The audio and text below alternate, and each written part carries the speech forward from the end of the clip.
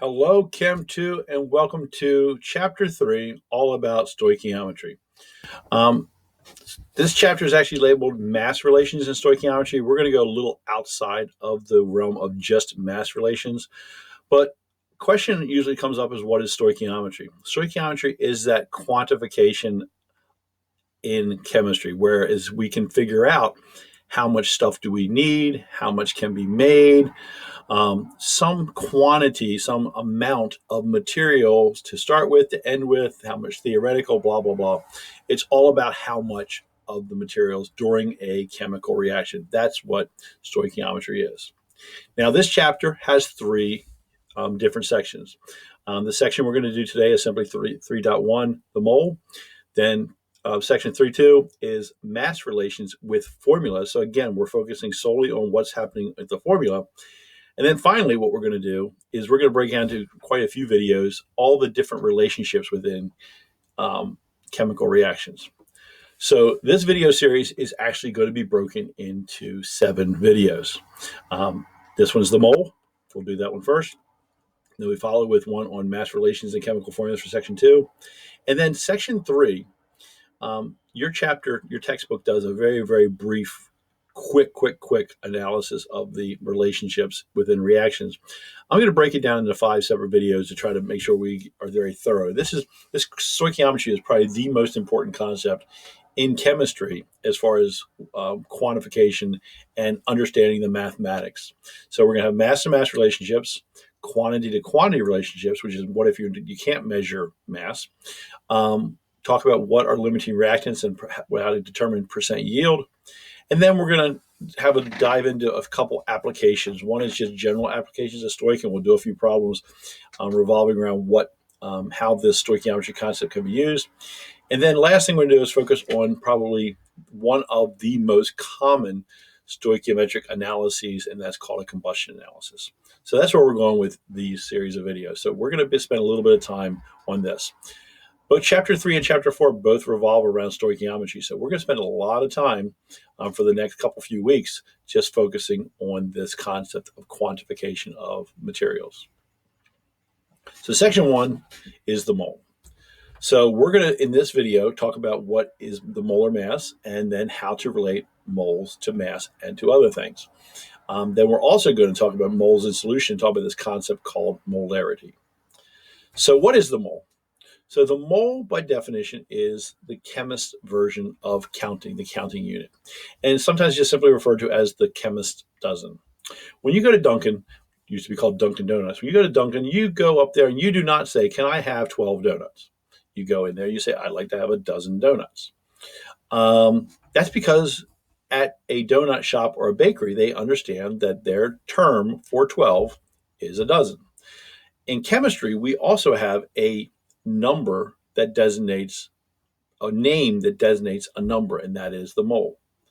By definition, a mole is exactly how many atoms are going to be in exactly 12 grams of carbon 12. And Amadeo Avogadro determined that that number was 6.022 times 10 to the 23rd. Now, you should recognize that number from chapter 1. We addressed this idea of the number of atoms in a gram, is a periodic table gram of a substance.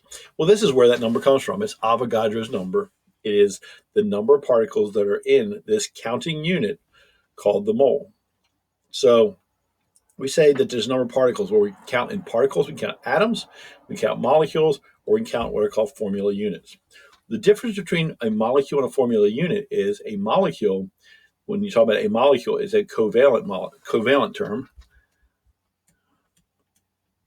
So a covalent compound is a molecule. An ionic compound is it should be referred to as a formula unit. Really, we're going to just refer to them as particles and look for vocabulary issues. So if you see the word atom, molecule, or formula unit, you should think particle. So let's see how we use Avogadro's number. So if I wanted to figure out how many atoms are in 6.25 moles of zinc, what I'm going to do is take my 0.625 moles of zinc, and I'm going to use my dimensional analysis. Remember, we used that in the first chapter to say that I know that there are Avogadro's number 6.022 times 10 to the 23rd atoms of zinc in a mole of zinc. And then I do the math. 0.625 times 6.022 times 10 to the 23rd. And I get to the appropriate number of sig figs, 3.76 times 10 to 23rd atoms of zinc. Okay, a way to go from moles to atoms. What if we want to go from atoms to moles? What if we want to go from molecules to moles? Go the opposite. Well, now we're going to start with what's given to us, 9.6, look at that save, times 10 to 24th molecules of CO2. And again, using the same conversion factor, but this time flip it upside down. Since I want to cancel out the molecules or those particles, I'm going to put the number on the bottom and then put the mole on top. That's going to allow my molecules to cancel.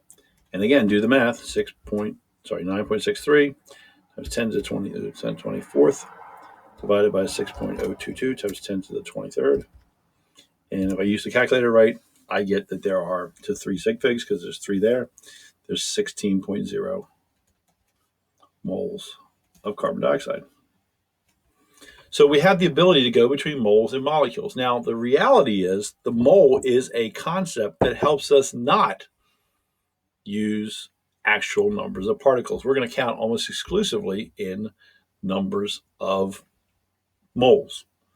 So we have this conversion factor. We know that there's a relationship between moles and particles, and we need to use Avogadro's number to go between the two. Well, when we were in that earlier chapter, we were talking about what the heck a mole is and what the heck that Avogadro's number was. We realized that on the periodic table, the number that's on the periodic table represents the number of grams in 6.022 times 10 to the 23rd, but which now we know to be a mole of that substance. So we have relationships. We have ratios, grams per mole. We also, and this is something that showed up just very, very briefly on the homework, are able to expand that outside of the elements and say, well, wait a second, if I have the molecule of water, in a molecule of water, I have 2 hydrogens and 1 oxygen. So how about I take 2 times the atomic mass of hydrogen and add to it 1 times the atomic mass of oxygen. And if I add those up, I'm going to get the molar mass or the molecular mass of water. Same thing can hold true for formulas. Formulas are nothing more than compounds. The concept is exactly the same. All we're focusing on is whether or not you're talking about a ionic compound or a covalent compound. The process is the same. So potassium sulfide has 2 potassiums and 1 sulfur.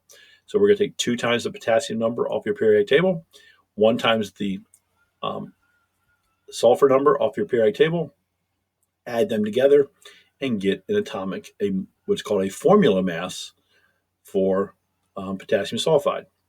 We're going to make life a little bit easier. We're just going to refer to it as molar mass. So if we're talking about atomic mass or formula mass or molecular mass, we're going to lump that all together under a term that we're going to refer to as simply molar mass.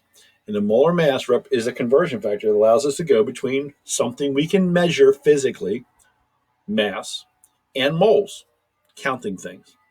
And if you go back to what we were doing in the earlier chapters with Avogadro's number, we're just kicking Avogadro's number out of the equation. So now we have a way to go from a measurable quantity, how much did I weigh, put on the balance, versus how many moles, how many units of that material are there.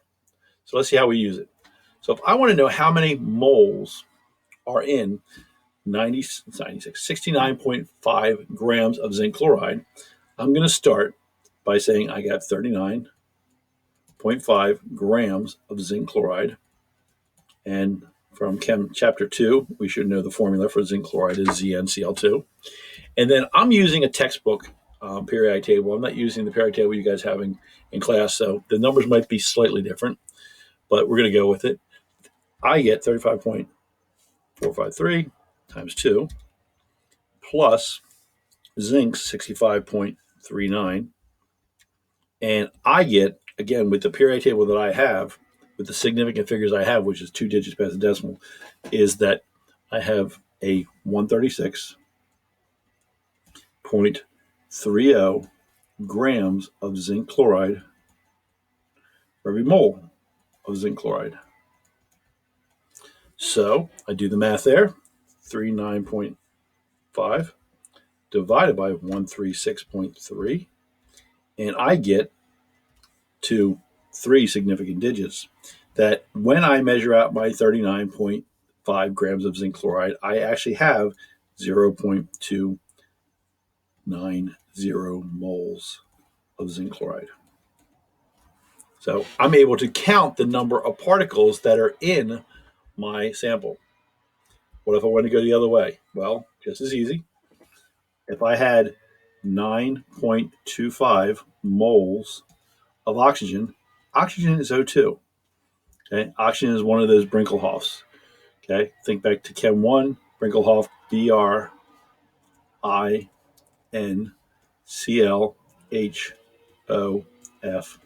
All of these have a subscript of 2 when they're written as individual elements.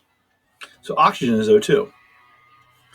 Oxygen's atomic mass, so molecular mass, happens to be 31.9988. Why I know that? I've used oxygen way too often in examples, and I just put it on the wrong side. I realized that because I went to cross things out, and that didn't work. So I'm going to go ahead and erase it because I made a mistake. So I'm going to use my eraser. I'm going to try to get rid of all that. See, if you use dimensional analysis, I want to say that was on purpose, but it wasn't. If you use dimensional analysis, you can tell when you make a mistake. I need to have moles in the bottom, so I want to do 31.9988 grams of O2 in the top so that moles of O2 can be in the bottom. Cancel it out. So in order to solve this one, I'm going to say 9.25 times 31.9988. And again, the 3 significant digits, I get 296 grams of O2. So if I wanted to measure out 9.25 moles of oxygen gas, I would have to weigh out 31.9988 grams of oxygen. What if I want to know the number of particles, but I have a mass, or vice versa? Well, there, you're actually going to have to do 2 steps. So if I look up and I say I got 9.68 times 10 to the 23rd atoms of lead, there's no bridge between atoms and particles. Okay, I look back at my table that I had here. There's no bridge here. There's no direct line between mass and particles. But I want to solve for particles. I want to solve for mass from particles. So what I need to do is do 2 steps. I'm going to go from atoms to moles first. Oops. There we go. Get back. There we go. Atoms to moles first, 6.022 times 10 to the 23rd. Atoms of lead per mole of lead. And then I'm going to use the atomic mass of lead, which is 207.2 grams of lead per mole of lead. Atoms cancel, moles cancel. I'm left with grams. I do the math. I get 6.98 times 10 to the 26. That should be a 26 there. Where I got the 3, I don't know. I guess I was still stuck in Avogadro's number world. Divided by 6.022 times 10 to the 23rd. times 207.2, and I find in order to have that number of atoms of lead, I need 333,000 grams of lead. Whoa, that's a big chunk of lead. Okay. And what if I wanted to go the other way? What if I want to go from grams to formula units? Well, it's the same process. You're going to have to take two steps. I start with my 7.25 grams of sodium chloride. And the first thing I need to do is determine the molar mass of sodium chloride. So the periodic table I have has sodium at 22.989770 and chlorine at 35.5453. Add those together. I get the molar mass of sodium chloride to be 58.443 grams per mole for NaCl. And then I need to use Avogadro's number. I'm going to use 6.022 times 10 to the 23 formula units per mole. Moles cancel, grams cancel, and I'm talking about how many formula units do I have. So I'm going to take 7.25 divided by 58.443 times 6.02 times 10 to the 20, back, 22 times 10 to the 23rd.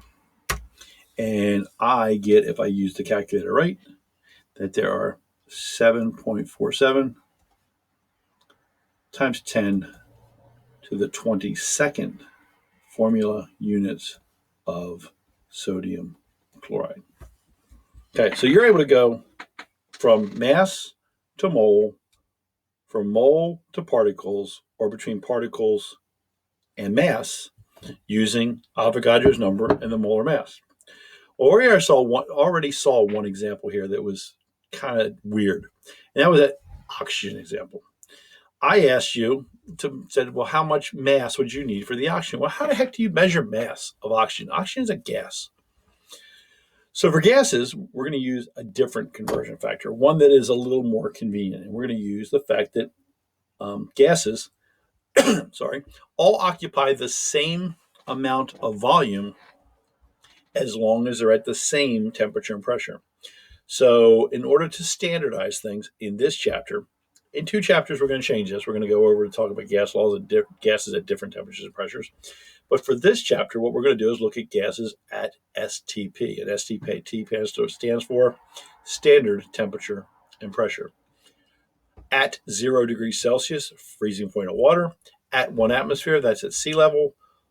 What would be the volume of the gas at STP? Volume is a much easier way to measure the amount of gas than to use mass, especially if the gas is lighter than air, in which case it would not register anything on a typical balance.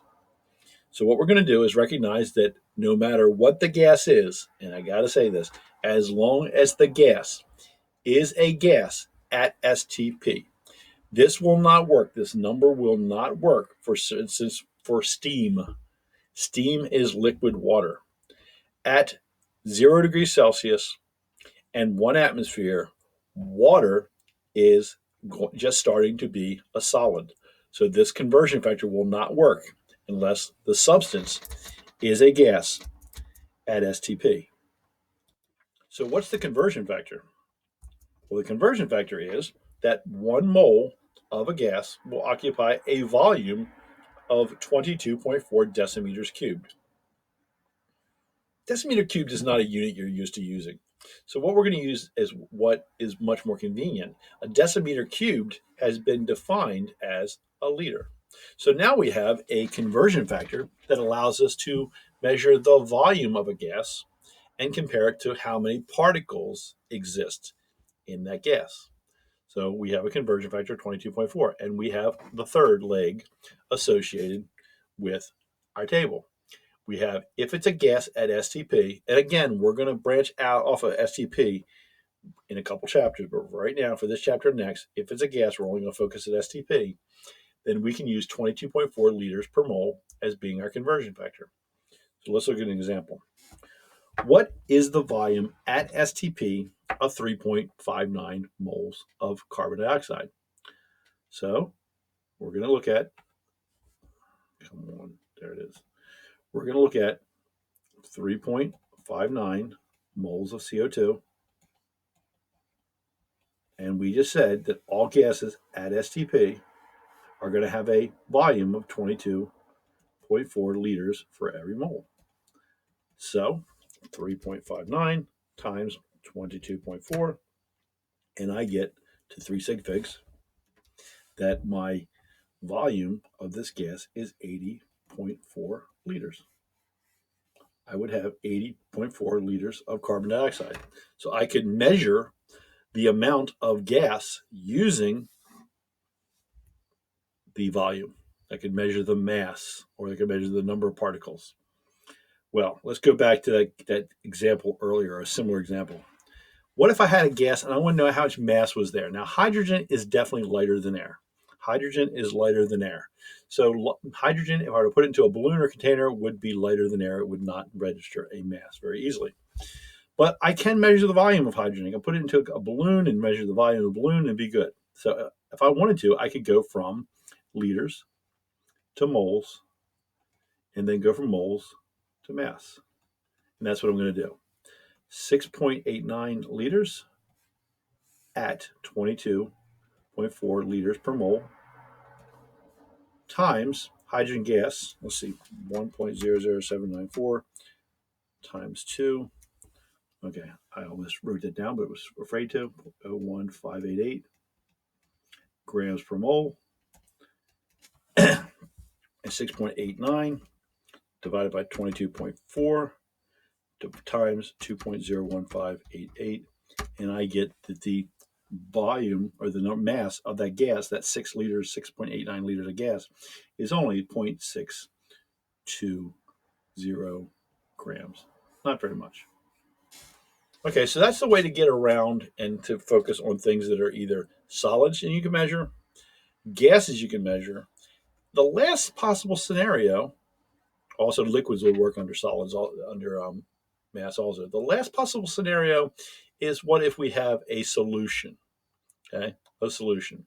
Well, there we're going to use a concept called molarity. And I'm going to introduce molarity here as part of this particular chapter. But next chapter, chapter 4, we're going to use molarity like crazy. We're going to do a whole lot of molarity calculations and how to use molarity. This next chapter, chapter 4, is all about aqueous stoichiometry. But where does the mole in a solution come into play? Well, we're going to measure the concentration. Concentration tells you how many molecules are in the solution. We're going to measure the how many molecules in moles. So tells you how many moles of the solute. Solute is the thing that's being dissolved, are in the liter of solution. And sometimes we'll use this convention of using the square brackets as a shorthand of saying molar concentration. Okay. So if I take 1.2 moles of some substance and I dissolve it in enough water to make 2.5 liters of solution, my stuff is going to have a 0.48 moles per liter concentration, and we're just going to use the capital M to indicate moles per liter. Now, one of the things about measuring out or making a solution that is kind of this is the first time I'll introduce this idea, is that it's a little complicated in how molar solutions have to be created. In order to create a certain concentration of molar solution, you have to first put either some water in the flask that's not full or the solid, and then dissolve it. And then once it's dissolved, then you can measure it up to a mark that designates here I have exactly 1 liter, in this case, of the solution. You're going to add the water after. You're not going to take a liter of water and add a solid to it, because then that volume is going to increase by the amount of solid you added. So you always put the solid in first, get it to dissolve, and then bring it up to volume. Kind of a minor nuance, but the idea is you're talking about volume of solution, not volume of the material. So let's talk about how you would do this. It says, I have a bottle that has 75 milliliters of nitric acid. And on its label, it says 6.0 molar solution. I want to know how many moles are in that bottle. Well, you know that molarity is equal to moles per liter.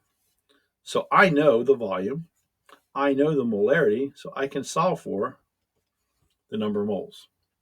So how are we going to do this? Well, we know to figure out the moles, we have to take our 75 mils, and since molarity is moles per liter, we have to change our volume from milliliters into liters by using our 1,000 milliliters in a liter.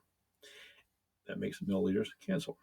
And then our 6 molar solution, 6.0 M, is the same as saying 6.0 moles for every 1 liter of solution. We don't have a liter solution, but that's our ratio. Liters cancel. And then we do the math and we find out we have in that amount of material 0.45 moles of nitric acid. One way to use this as another conversion factor. This is just another conversion factor.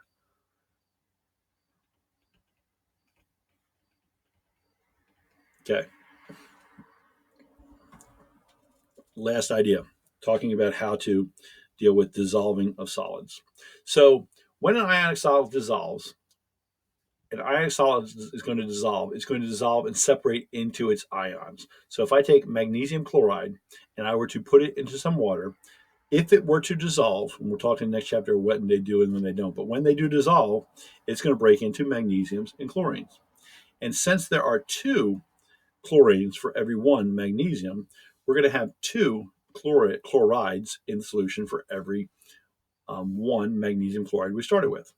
So the molarity of the magnesium would be the same as the molarity of the magnesium chloride, but the molarity of the chloride ions when they're dissolved is going to be 2 times as much because there are 2 ions. And if you wanted to, for some reason, were asked for the total concentration of all the ions, that would be 3 because that's 2 plus the 1. So let's look at an example. Got potassium dichromate, and the formula for potassium dichromate is K2Cr2O7. So the ions are K and chromate. There's going to be 2 Ks and only 1 chromate. I have a flask that has 125 milliliters of that substance, and the solution is labeled at 0.145 molar of potassium chromate. The question is, what's the molarity of each ion? What's the molarity of the potassium, and what's the molarity of the chromate? So since we have K2Cr2O7, I know for potassium, it's going to be 2 times because there's 2 potassiums in every potassium dichromate. So the concentration of the potassium would be 0.290. For the chromate, well, that's a little simpler because there's only 1 chromate in a potassium dichromate. So that's going to be the same concentration. So that's the end of the first video, talking about all the things you can do using the mole. You can use the molar mass to go between mass and moles. You can use Avogadro's number to go from particles to moles. You can use the molar volume of a gas, 22.4 liters per mole, to go between volume of a gas at STP and moles. And then finally, if you have an aqueous solution, you can go from volume of the solution, not a gas, to the moles. They're all conversion factors that allow you to interrelate with the moles. Next video, we're going to branch this out a little bit further and start talking about how the amounts of the elements in a substance can give you the formula. So until next time, I will see you in class during synchronous time, but until then, toodles.